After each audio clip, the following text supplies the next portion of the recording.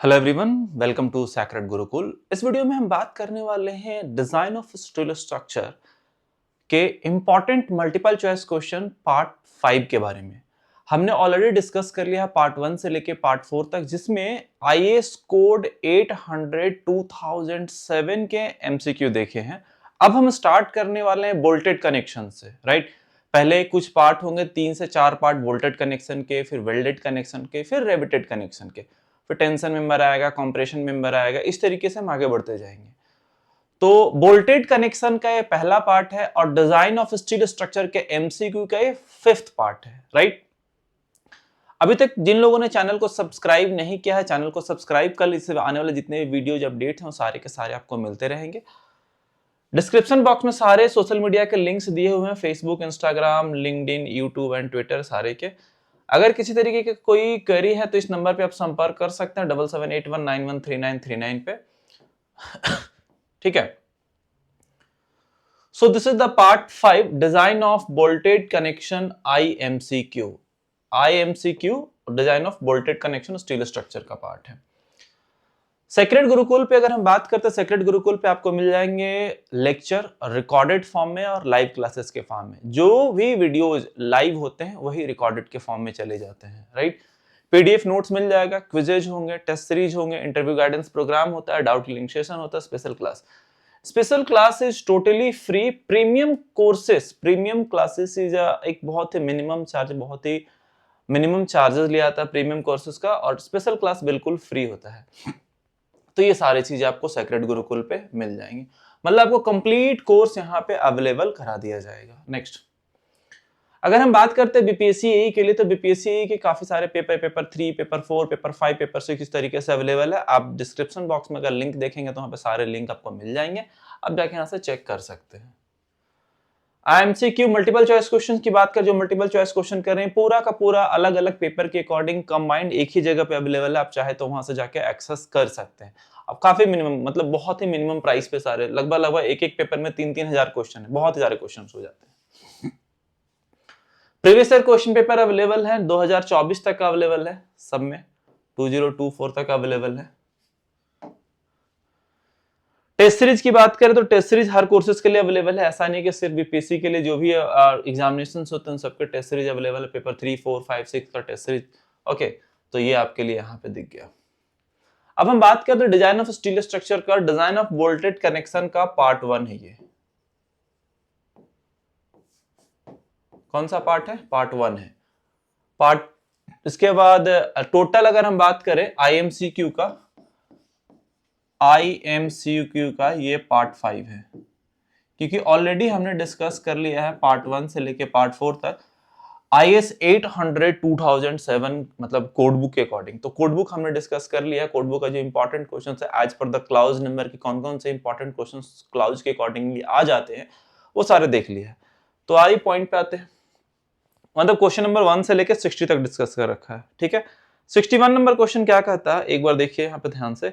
What is the primary purpose of bolted connection in steel structure? क्या है primary purpose bolted connection में, steel मतलब bolted connection का steel structure में? तो टू प्रोवाइड एस्थेटिक एपरल, ऐसा कुछ नहीं है। To transfer load between structural member, to reduce the weight of the structure, और to increase the ductility of steel. तो देखो, अगर हम बोल्टेड कनेक्शन की बात करें तो bolted connection design to transfer axial shear and moment forces, axial shear and moment forces। तो ये बी आंसर इसका तो सही है, क्योंकि एस्थेटिक के लिए कोई मतलब नहीं बनता, बी सही है। Reduce the weight of the structure, ऐसा नहीं होता है। और डक्टिलिटी का कोई सीन नहीं यहाँ पे कि डक्टिलिटी इंक्रीज होगा या डिक्रीज होगा। जो सबसे बेस्ट आंसर है, to transfer the load between structural member, to transfer the load between structural member. तो bolted connection are design to transfer axial shear and moment forces. यहां पे लिख देता हूं, एक्सियल शियर, कॉमा हो जाएगा ये, इरेजर कहां गया, चलो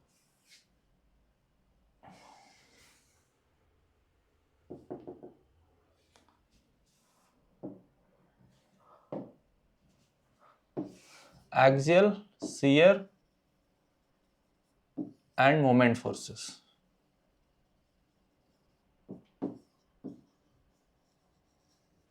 ठीक है, तो क्या हो जाएगा, ट्रांसफर जो करता है वो क्या करता है, एक्सियल शियर।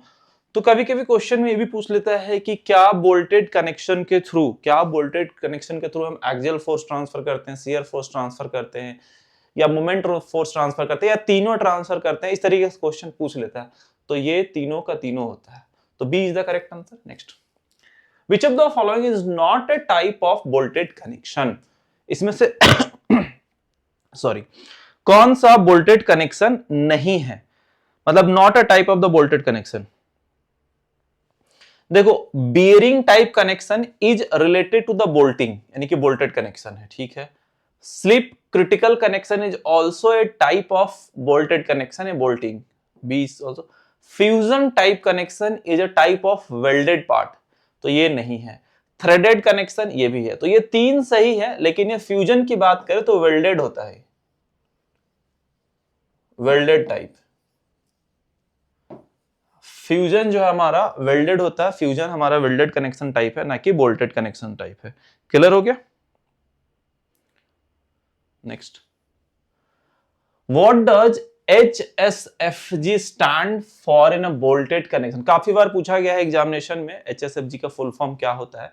तो high strength friction grip, high strength fastener group and high strength friction, अच्छा दोनों एक ही बार लिखा गया क्या, हाई फ्रिक्शन ग्रिप और हाई शियर फोर्स ग्रिप। तो देखो इसका जो करेक्ट आंसर है वो है हाई स्ट्रेंथ फ्रिक्शन ग्रिप। तो हाई स्ट्रेंथ फ्रिक्शन ग्रिप जो दो दो जगह लिखा हुआ है, ये भी सही है और ये भी सही है। मतलब देखो इसमें आंसर ये गलती से मिस्टेक हो गया है, तो A and C is the common मतलब पार्ट है, इसमें कोई चेंजेस है नहीं, कॉमन स्टेटमेंट है। तो A और C दोनों का दोनों सही जवाब है, ठीक है, कोई दिक्कत। तो HSFG बोल्ट ऐसे लिखाता है, HSF क्वेश्चन में लिखा होता है HSFG बोल्ट। तो HSFG बोल्ट का ग्रेडिंग अलग होता है, इसमें ग्रेड क्या होते हैं, तो ग्रेडिंग पे आ जाए कि 4.6 क्या होता है, 5.6 क्या होता है, 6.6, 8.8, मतलब डिफरेंट डिफरेंट ग्रेड्स के बोल्ट होते हैं, तो वो आपको आगे देखने को मिलेगा। तो this is the A and C both are the correct answer. Full form, the nominal diameter of the bolt refer to what. Nominal diameter क्या होता है बताइए। The nominal diameter of the bolt thread, the diameter of the unthreaded shank, the diameter of the threaded portion, the inner diameter of the washer। तो देखो unthreaded shank, the diameter of the shank is the nominal diameter, या फिर कभी लिखा होता है कि the diameter of the shank is the nominal diameter। B तो सही है, बाकी इसमें से सारे आंसर गलत हैं। तो अच्छा, तो पीछे देख ही लिया आपने, सिंपल सा था वो। एक मैं फोटो से एक पिक्चर से क्लियर कर दूंगा कि उसमें क्या है, किस तरीके से होते हैं, right.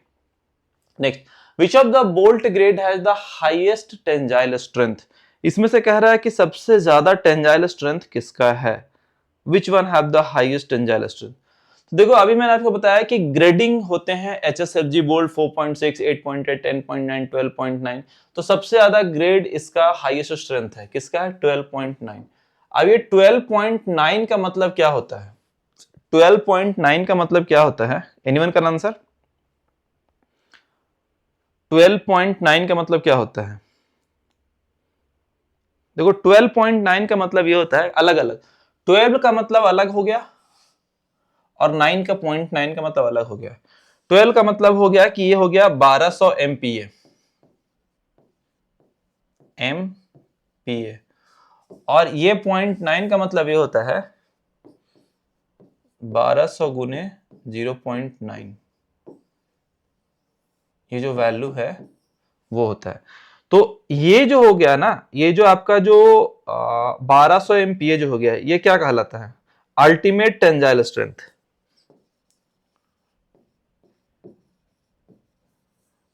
Ultimate tensile strength, tensile strength,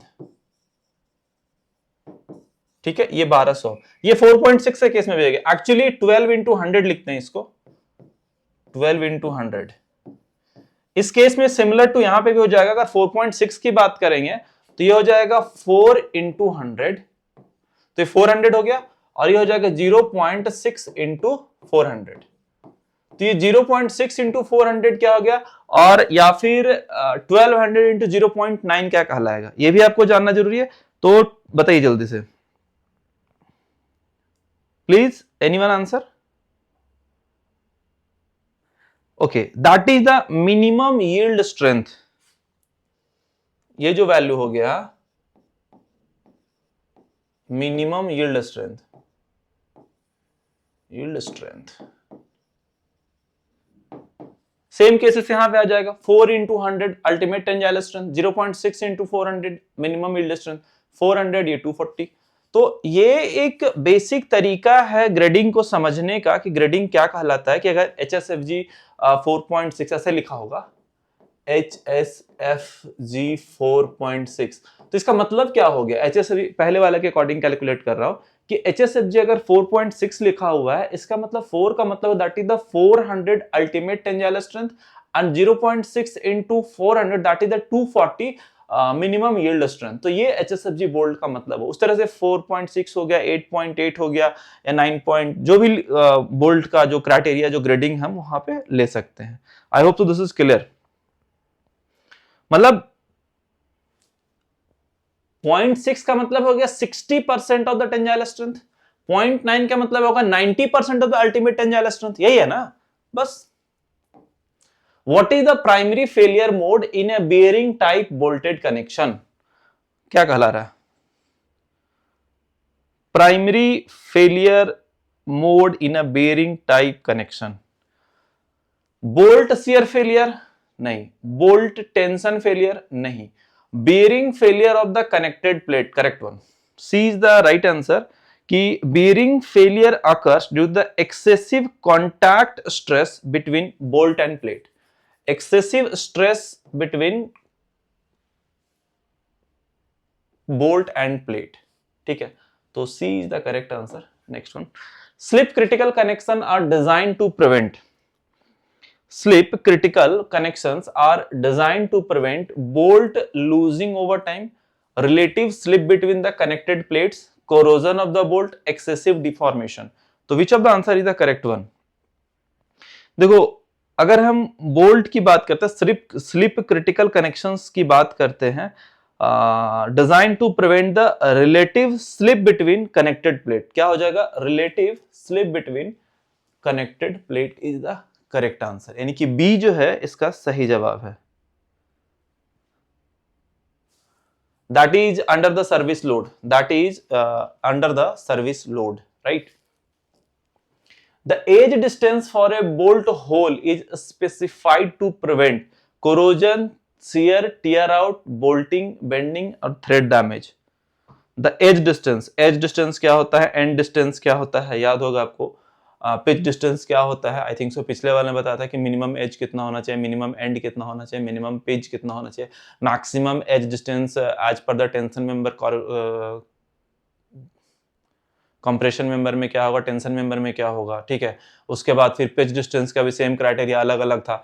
तो इसमें ये पूछ रहा है कि edge distance for a bolted hole is specified to prevent the shear tear out, corrosion erosion से कोई मतलब नहीं है, शियर टियर आउट हो जाएगा, क्या हो जाएगा, शियर टियर आउट, मतलब इनसफिशिएंट एज डिस्टेंस रहेगा तो कि मिनिमम कितना होना चाहिए। Next question 69, what is the minimum pitch distance for bolted connection as per the IS 800 2007, ऐसे भी लिखा आता है, जो लिख देता हूं, ठीक है। तो ये क्या हो जाएगा, ये आप बता दीजिएगा कमेंट सेक्शन में, कमेंट बता के right in the comment section, ठीक है। इसका मैं नहीं बता रहा कि ऑलरेडी क्वेश्चन डिस्कस किया हुआ। विच of the following increase the shear capacity of the bolted joint, shear capacity of the bolted joint, increasing bolt diameter, decreasing plate thickness, using fewer bolts and reducing edge distance. Increase the shear capacity of bolted joint, that is the when we increase the bolt diameter. अगर हम bolt diameter increase करते हैं, क्योंकि shear failure कैसे होता है वो आपको जानना जरूरी है कि larger bolt diameter increase shear resistance, large bolt diameter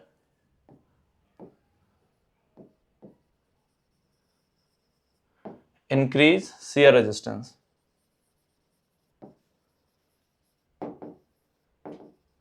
increase shear resistance, ठीक है। तो जितना ज्यादा बोल्ट डायमीटर हो उतना ज्यादा शियर रेजिस्टेंस इंक्रीज करेगा। Next, in double angle bolted tension member, load transfer occurs primarily through what? Bearing on bolts, friction between plates, thread engagement और washer compression? No. देखो, अगर हम double angle bolted tension member की बात करते हैं, जो लोड ट्रांसफर होता है प्राइमरी, वो होता है बियरिंग ऑन बोल्ट्स के थ्रू। क्या होता है? Bearing on bolts. So A is the correct answer. Connected angle, double angle कुछ इस तरीके से अगर हम बात करें,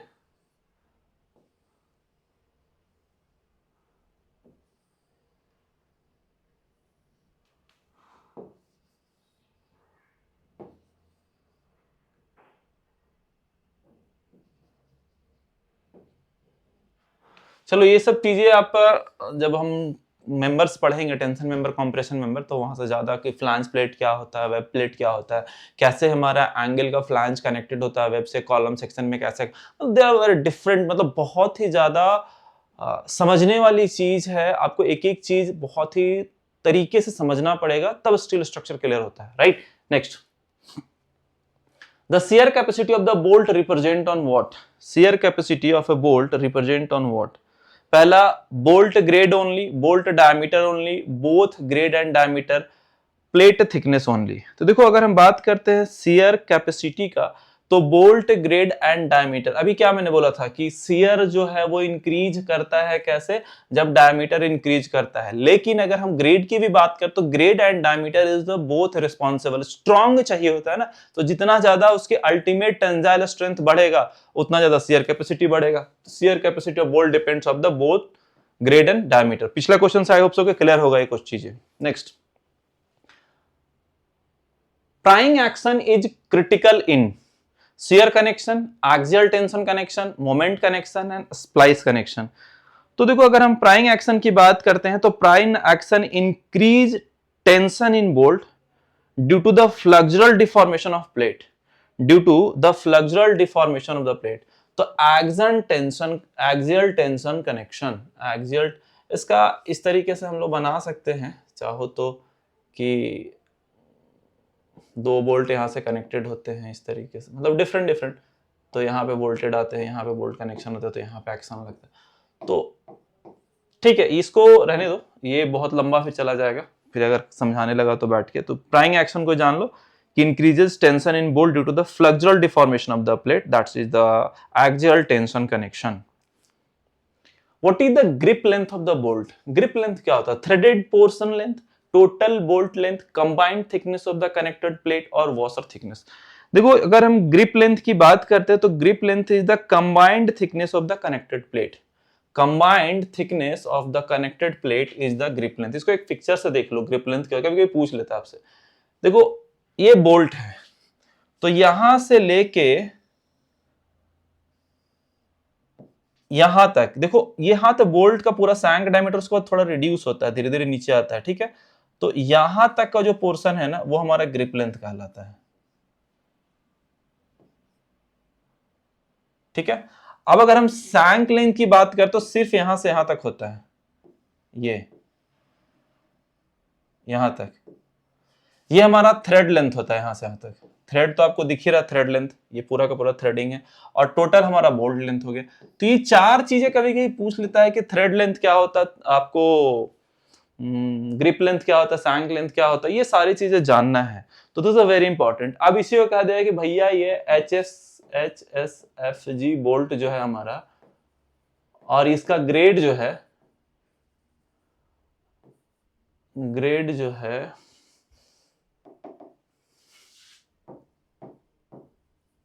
4.6 है, ठीक है। तो आप बता देंगे क्या है 4.6 क्या कहलाता है, बोल्ट क्या कहलाता है। क्लियर है? I think so. अब आपको क्लियर होगा कि ग्रिप लेंथ क्या कहला रहा है। तो यहां तक जो पोर्शन है ना, वो हमारा ग्रिप लेंथ कहला रहा है, यहां से यहां तक का। Next, a bolt subjected to combined shear and tension fail when. Combined shear and tension fail का एक इक्वेशन है, that is the v by vd plus t by td should be less than and equals to 1.0 and v by vd का square होता है। अगर हम बात करते हैं तो v by vd का स्क्वायर होता है should be less than and equals to 1.0 plus t by td का होल स्क्वायर। तो b is the correct answer, ये कोड में भी लिखा हुआ है ये, तो b is the correct answer. So इसमें हमने 15 क्वेश्चंस कवर किए टोटल। तो आई होप सो कि एवरी क्वेश्चन इज क्लियर। अगर किसी को कोई डाउट है, कोई प्रॉब्लम है, कोई क्वेरी है, तो you can contact, you can ask your question और in this number, particular number, आपके यहाँ से जो फैकल्टी हैं वो मिल आपको रिप्लाई कर देंगे। इसके साथ साथ जिन लोगों ने चैनल को सब्सक्राइब नहीं किया है, सब्सक्राइब कर लीजिए। इससे आने वाले जितने वीडियोज अपडेट हैं सारे के सारे मिलते रहेंगे। ये रहा डिस्क्रिप्शन बॉक्स में सारे आपको सोशल मीडिया के लिंक, ठीक है। So this is all about the today's class. So thank you for watching this session. जहाँ पे लाइक करना है लाइक कर लीजिए, जहाँ शेयर करना है शेयर कर लीजिए, जहाँ सब्सक्राइब करना है सब्सक्राइब कर लीजिए। So thank you.